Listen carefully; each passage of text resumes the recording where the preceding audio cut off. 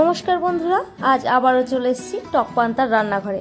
আজ বানাবো বিরিয়ানি। প্রথমে একটা পাত্রে জল গরম বসিয়ে তাতে দিয়ে দেবো তেজপাতা, গোটা গরম মশলা ও পরিমাণ মতো নুন। জল গরম হয়ে গেলে তাতে দিয়ে দেবো ভিজিয়ে রাখা চাল।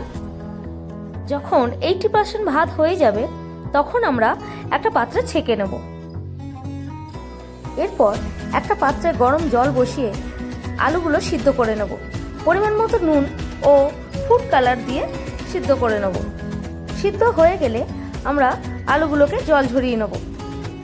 এরপর কড়াইতে তেল ও পরিমাণ মতো ঘি দিয়ে তেলটা গরম করে নেব। এবার একটা পাত্রে তুলে নেব। এরপর ওই কড়াইতে আরও কিছুটা তেল দিয়ে পেঁয়াজের বেরেস্তা করে নেব। বেরেস্তা হয়ে গেলে আমরা একটা পাত্রে তুলে নেব।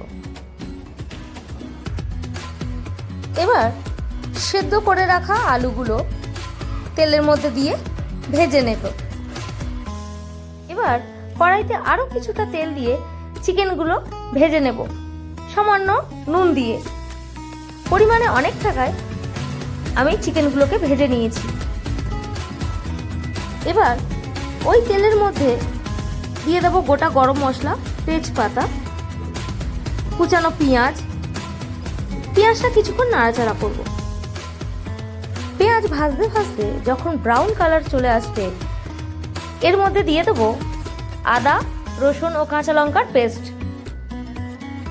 কিছুক্ষণ নাড়াচাড়া করার পর এতে দিয়ে দেবো কাশ্মীরি মির্চা, নুন ও ভেজে রাখা চিকেন। আবারও কিছুটা নাড়াচাড়া করব। দিয়ে দেবো এবার ফেটানো টক দই। আবারও কিছুটা নাড়াচাড়া করার পর আমরা ঢেকে দেব। ব্যাস, আমাদের বিরিয়ানির জন্য মাংস কষানো তৈরি। এবার সামান্য পরিমাণ বিরিয়ানি মশলা দিয়ে গ্যাস বন্ধ করে দেব। এবার বিরিয়ানি সাজানোর পালা। হাঁড়িতে তেল ও ঘি গরম করে রেখেছিলাম, সেটা দিয়ে দেব। দিয়ে তার মধ্যে কিছুটা রাইস, কিছুটা বিরিয়ানি মশলা,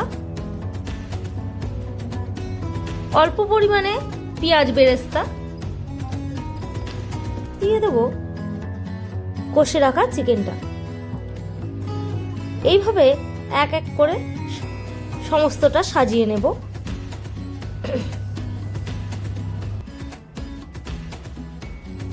এবার দিয়ে দেবো কেওড়া জল, গোলাপ জল,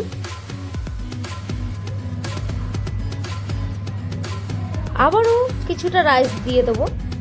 দিয়ে কষে রাখা চিকেনের যে রোগানটা বেরিয়েছিল ওই রোগানটাও একটু দিয়ে দেবো। আবারও মশলা দিয়ে দেবো, পেঁয়াজ বেরেস্তা। এবার ওপর দিয়ে দেবো দুধে মেশানো ফুড কালারটা দিয়ে দেবো, সামান্য পরিমাণ আতর। ব্যাস, কমপ্লিট আমাদের বিরিয়ানি। এবার মিনিটের জন্য দমে বসানোর পরে দেখতেই পাচ্ছেন আমাদের বিরিয়ানি তৈরি। আমার ভিডিওটা যদি ভালো লাগে লাইক, শেয়ার আর একটা সাবস্ক্রাইব করে আমার পাশে থাকবেন। ধন্যবাদ।